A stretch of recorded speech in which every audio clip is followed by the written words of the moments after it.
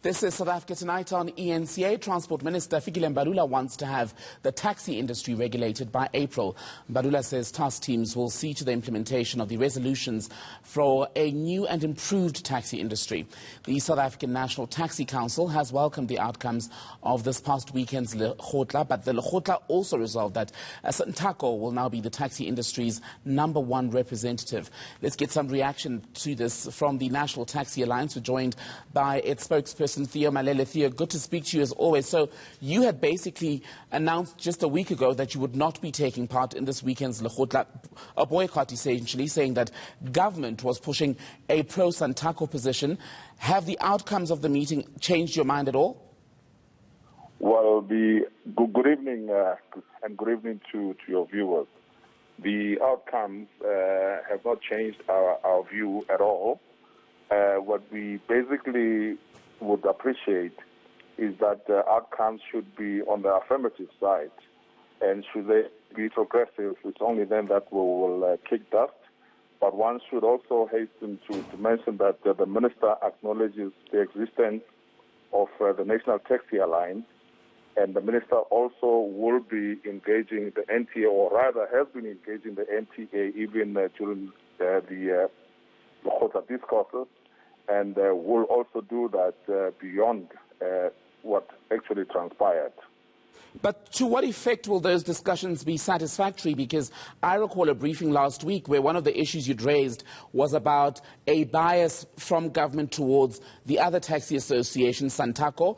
Part of what was adopted this weekend is that SANTACO is now the apex taxi representative body in the industry. Yes, that will come with certain changes to its constitution and the like, but how do you move forward when something such as that is a fundamental cause for concern for you?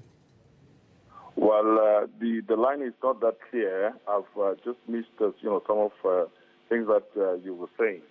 But if you're talking about the gripe that we have around SANTACO being entrenched as the apex body of the taxi industry, this has always been our viewpoint. You'll remember that even on the 20th of August, when the pre-launch was made of this discourse, the NTA was the only party out of other parties like COSATU, NAFTU, NEDLEC, and SANTACO that was never given the right to actually speak. So it was abundantly clear that the minister's intention and his department was that SANTACO should become indeed the highest bidder. And why could you not oppose that from within the forum that was the Lekgotla? I didn't hear you clearly there. My question was, why were you not able, or why did you choose to not oppose the SANTACO position from the platform of the Lekgotla itself? How do you do that if you are muted? We were never given, speaking rights. We were treated with disdain. We are a body corporate that has values and principles, and we are a democratic organization, and our milestones can speak for themselves. There was no need for the minister and his department to treat the national taxi with such disdain. All that we wanted is to be respected and also to be listened to. But be that as it may, all that they have spoken of, we have much, much better inputs for which the minister also acknowledges that the NTA as a critical stakeholder, its inputs will still be taken into account even beyond this Lekgotla discourse. And the hope, of course, is that this task team that's now going to be appointed will then report to the minister within a 3-month time frame. Reports that Mbalula would, in fact, like to see the ball officially rolling by sometime April next year. With your inputs still outstanding, do you think April is a realistic timeline? Well, we've always not, agreed in terms of, these timelines. And, well, by April, we probably would still be talking about, understanding the whole processes and principles as put before by government. Look, the question again rises around that Most of taxes are still being owed, and there is the National Credit Act that will have to be amended in order to allow for the transition from, at that point into what government wants us to be, like registered companies. You'd also have the National Land Transport Act on the other side that also needs to be amended. I think both pieces of legislation would take no less than maybe 2 years for that to happen. Theo, final question, and very briefly, please.